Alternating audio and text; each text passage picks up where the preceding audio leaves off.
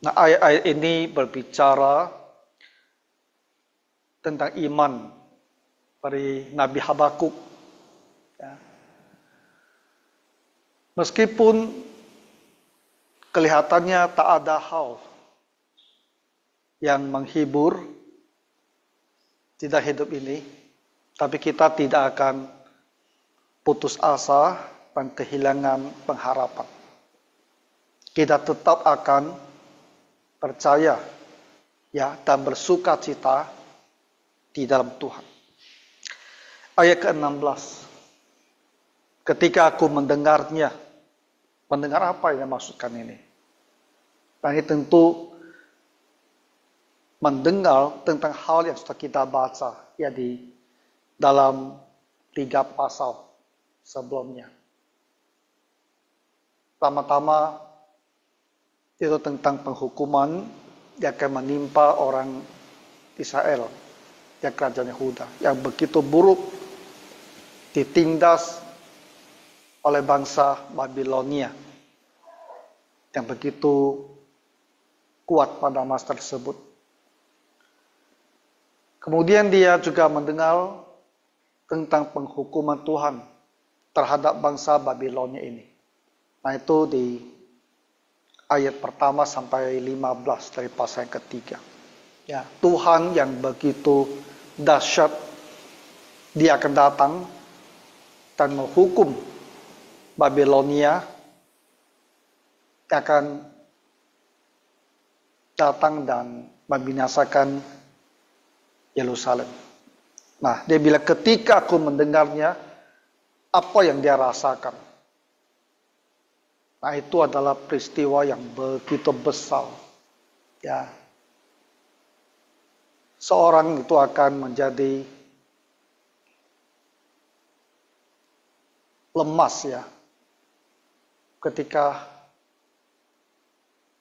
menyadari akan hal-hal yang begitu dahsyat yang akan terjadi. Makanya dia bilang, apa yang dia terjadi? Dia bilang, gemetarlah hatiku. Ya.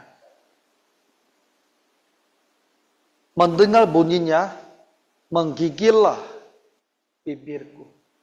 Jadi hati itu begitu takut sehingga bibirnya itu gemetaran juga, goncang kan? Kita pernah tak seperti itu? Mungkin kedinginan ya. Tapi ini karena membayangkan ya, hal yang akan datang yang begitu mengerikan.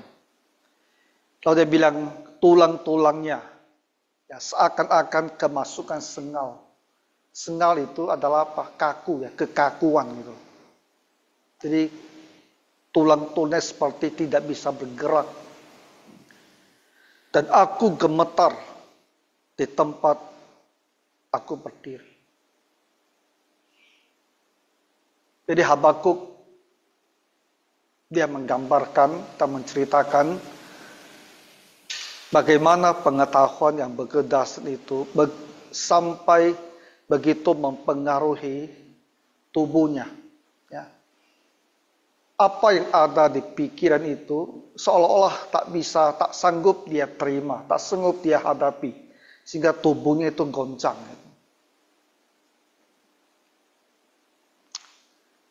Namun, meskipun demikian, dengan tenang akan kunantikan hari kesusahan. Dia akan mendatangi bangsa yang bergelombolan menyerang kami. Dia bilang apa? Dia akan menanti. Walaupun yang akan datang itu begitu menakutkan. Pertama menakutkan bagi Israel, kedua juga menakutkan bagi bangsa Babilonia. Nah, di sini dia berbicara tentang yang kedua. Itu kengerian yang akan menimpa bangsa Babilonia ini. Itu hukuman Tuhan terhadapnya. Dan dia bilang, aku akan tunggu, ku nantikan hari kesusahan. Ya. Kesusahan siapa? Kesusahan yang akan mendatangi bangsa yang bergelombolan menyerang kami. Itu kesusahan yang akan menimpa bangsa Babel ini. Dia bilang akan ku nantikan. Karena dalam hatinya itu Menantikan apa? Keadilan. Bahwa bangsa yang begitu bejat, harusnya dia dihukum. Dan Tuhan bilang akan dihukum. Dan dia menantikan. Karena Babilonia ini akan dihukum. Kesusahan. Ada hal yang baik kita pelajari ya, yaitu dia bilang, dengan tenang akan kunantikan. Artinya apa? Habakuk itu menyadari Tuhan punya waktunya, punya jadwalnya, kapan apa yang mau dia lakukan. Dan dia seorang nabi, dia hanya bisa menunggu. Dan dia dengan rendah hati menanti, ya, biar Tuhan bekerja pada waktu yang dia tetapkan. Ya, kita tidak boleh merasa kenapa begitu lama. Itu bukan apa yang harus kita lakukan. Kita harus berkata, biarlah Tuhan lakukan pada waktunya. Dan kami akan tunggu.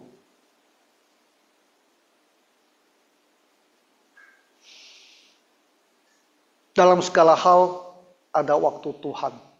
Ya.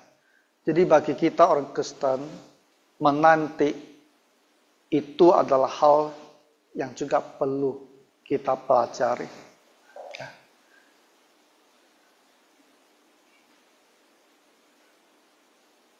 Belajar untuk tidak memaksa, mendesak, tapi belajar untuk berkata, Tuhan, jawab doa aku sesuai waktu Tuhan. Ya. Nah, jadi dalam mengharapkan pembalasan terhadap musuhnya, dia bilang, ku nantikan hari kesusahan itu. Dia nanti.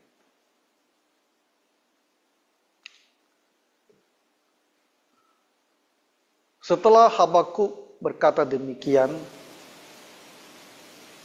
berkata tentang dia mau menanti kapan bangsa ini yang mendatangkan keruntuhan kepada Israel, kapan mereka akan hukum. Lalu dia lihat kembali apa yang akan terjadi kepada bangsa Israel. Keadaan yang akan sangat susah sekali. Bagaimana keadaan mereka? Ayat ke-17. Dia bilang, sekalipun pohon ara tidak berbunga,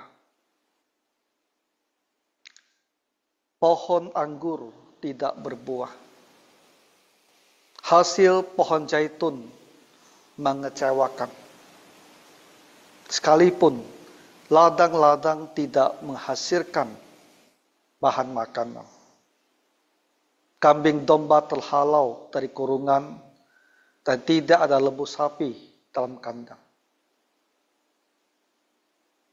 Dia melihat keadaan yang akan dihadapi oleh orang Israel. Ya. Kebinasaan yang akan ditimpakan Babel kepada mereka itu akan begitu mengerikan. Ya. Kita hanya membaca bahwa baik sucinya yang dibangun Raja Salomo itu akan dibakar sampai habis. Ya, dan kota Yerusalem akan dibakar dan penduduknya akan ditawan dan dibuang. Tapi Habakuk melihatnya dari sisi lain.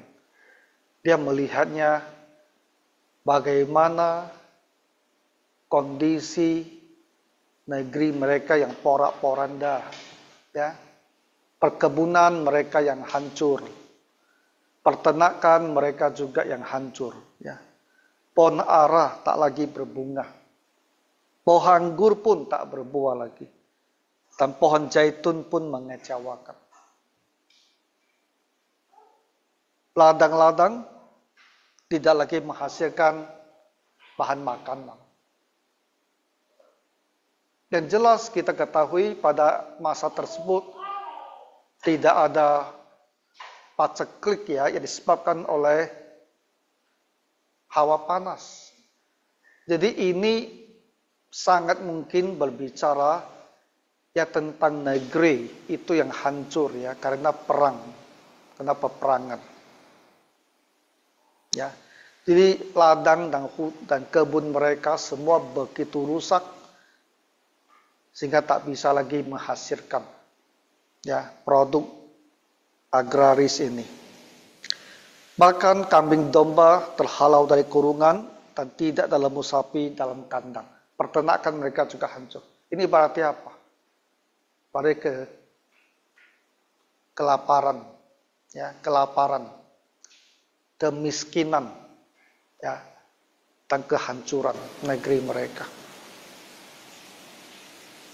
Dia tahu ini yang akan terjadi. Tapi dia bilang sekalipun, ya. Di sini sampai 2 kali dia bilang sekalipun. Artinya apa? Walaupun demikian, ya, walaupun demikian buruk keadaan kami nanti, namun aku akan bersorak-sorak dalam Tuhan. Dan beria-ria di dalam Allah yang menyelamatkan aku. Kita berpikir, dalam kondisi demikian bagaimana mau bersorak-sorak, mau beria-ria? Apakah dia menjadi tidak waras? Ya. Sehingga sikap dia itu sudah tidak selaras lagi dengan situasi hadapi. Apakah dia tidak waras? Nah, tentu tidak. Bagaimana mungkin dia bisa tidak waras? Atau dia pasrah? Kalau memang harus terjadi demikian, dan saya pun tak bisa buat apa-apa, ya terjadilah. Enggak juga, bukan pasrah. Kenapa dalam kondisi sedemikian buruk dia bilang, aku memilih. Ya, aku memilih untuk bersorak-sorak di dalam Tuhan. Memilih untuk beria-ria di dalam Allah. Kenapa dia demikian? Kenapa dia sanggup berkata seperti ini? Karena apa? Karena Allah adalah juru selamatnya. Allah yang menyelamatkan aku. Jadi dia berkata, meskipun kondisi sedemikian buruk, dia percaya bahwa Tuhan bisa berbuat sesuatu yang baik. Bisa mengeluarkan sesuatu yang baik juga dari situ. Itu seperti akhir nanti di perjanjian baru. Ya Paulus berkata apa? Roma 8:28. Sekarang tak kita tahu kan. Bahwa Tuhan bekerja. Bahwa Tuhan turut bekerja. Di dalam segala hal. Dalam segala sesuatu. Untuk mendatangkan kebaikan. Bagi mereka yang mengasihi dia. Bagi mereka yang dipanggil. Sesudah kehendaknya. Jadi Habakuk menyadari dan mengerti tentang siapa Tuhan Allahnya, sifat Tuhan Allahnya, kuasa Tuhan Allahnya. Maka dia percaya akan ada keselamatan, akan ada pertolongan, akan ada hal baik yang muncul. Meskipun pada saat ini keadaannya adalah sedemikian buruknya. Ini adalah pelajaran yang sangat penting. Saya kalau membaca ayat 17 ya, itu sangat terasa sekali. Ya, sekalipun ya, pohon ara sudah tidak lagi berbunga. Pokok anggur pun sudah tidak lagi berbuah. Dan pohon zaitun pun mengecewakan. Kambing domba terhalau dan tidak ada lagi lembu sapi. Semuanya sudah hilang. Semuanya sudah tak ada. Kondisi sudah sedemikian buruk. Hal yang ada hanya mengecewakan. Tapi dalam keadaan seperti itu pun, karena Tuhan Allah hidup, kita memilih untuk tidak putus asa, tidak kecewa, tapi memilih untuk bersorak-sorak dan bersuka cita. Bukan karena kita ini pasrah, bukan karena kita ini stoik, mengeraskan diri, dan bilang apapun terjadi tidak apa-apa. Itu stoik gitu, bukan begini. Tapi karena kita punya Tuhan. Dan dari Tuhan inilah kita berharap akan datang keselamatan kita. Jadi apa artinya ini bagi kita? Setiap kali kita mengalami sesuatu hal yang begitu mengecewakan. Mungkin anak yang mengecewakan. Mungkin pekerjaan yang begitu mengecewakan. Apapun juga yang begitu mengecewakan kita. Kita tetap bisa bilang, aku bisa bersukacita. Aku akan bersukacita. Aku tetap akan bersorak-sorak karena saya punya Tuhan. Meskipun apa yang saya hadapi itu adalah begitu menyedihkan. Jadi Bapak Ibu harus belajar hari ini. Ya. Hal-hal yang kita terasa seperti kata ayat 17 ini bisa dalam segala bentuk. Ya, tapi kita bilang, walaupun itu terjadi, saya tetap akan bersukacita. Karena saya masih punya Tuhan. Nah, ini adalah satu hal yang sangat menolong kita, ya, untuk tetap hidup di dalam Tuhan dan tidak roboh karena hal-hal yang terjadi di dalam hidup kita.